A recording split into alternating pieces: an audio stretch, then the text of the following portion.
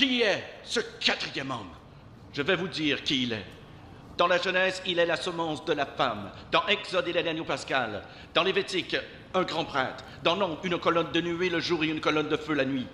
Dans Deutéronome, il est le prophète comme Moïse. Dans Josué, il est le capitaine de notre salut. Dans Juge, il est notre juge et législateur. Ruth, il est le rédempteur. 1 et 2 Samuel, il est un prophète de confiance. Dans Roi et Chronique, notre roi qui règne.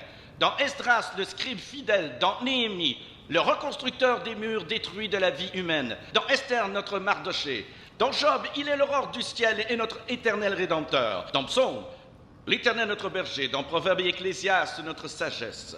Dans Cantique des Cantiques, il est l'amoureux de l'époux. Dans Ésaïe, il est le prince de paix. Dans Jérémie, il est le germe juste. Dans Lamentation, le prophète qui pleure. Dans Ézéchiel, l'homme aux 4 visages. Dans Daniel, le 4e homme de la fournaise ardente. Dans Osée, il est le mari fidèle pour toujours marié au rétrograde. Dans Joël, celui qui baptise du Saint-Esprit et de feu. Dans Amos, le porteur de fardeau. Dans Abdias, puissant sauveur. Dans Jonas, notre grand missionnaire. Dans Michée, le messager aux beaux pieds. Dans Nahum, le vengeur des élus de Dieu. Dans Habacuc, l'évangéliste de Dieu criant « Accomplis ton œuvre dans le cours des années ». Dans Sophonie, le sauveur. Dans Agé, le restaurateur de l'héritage perdu. Dans Zacharie, la fontaine ouverte dans la maison de David pour le péché et l'impureté. Dans Malachie, le soleil de la justice s'élevant avec la guérison sur ses ailes. Qui est ce quatrième homme? Dans Matthieu, il est le Messie. Dans Marc, le faiseur de miracles. Luc, le Fils de l'homme. Jean, le Fils de Dieu. Acte, le Saint-Esprit. Dans Romains, notre justicier. Corinthiens, notre sanctification. Dans Galates, il est le rédempteur de la malédiction de la loi. Dans Éphésiens, il est le Christ de richesse infinie. Dans Philippiens, le Dieu qui pourvoit à tous nos besoins. Dans Colossiens, la plénitude de la divinité. 1 et 2 Thessaloniciens, notre roi qui vient bientôt. 1 et 2 Timothée, le médiateur entre Dieu et l'homme.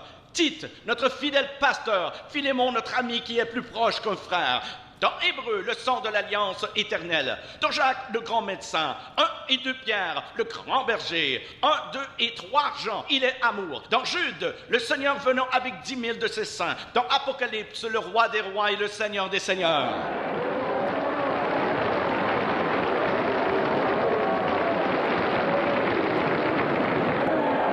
Qui est ce quatrième homme? Je vais vous dire qui il est. C'est le sacrifice d'Abel.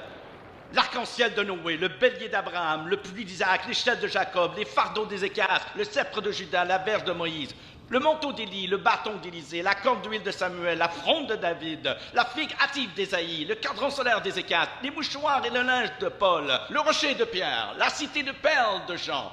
Il est un mari pour les veuves, un père pour les orphelins, pour ceux qui voyagent en pleine nuit. Il est l'étoile brillante du matin, pour ceux qui marchent dans une vallée solitaire.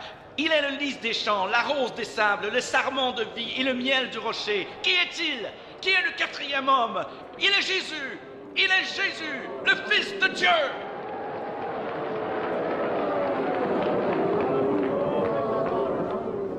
Le quatrième homme. Le quatrième homme savait que les 3 jeunes Hébreux étaient jetés dans la fournaise ardente parce qu'ils avaient refusé de se prosterner devant une idole.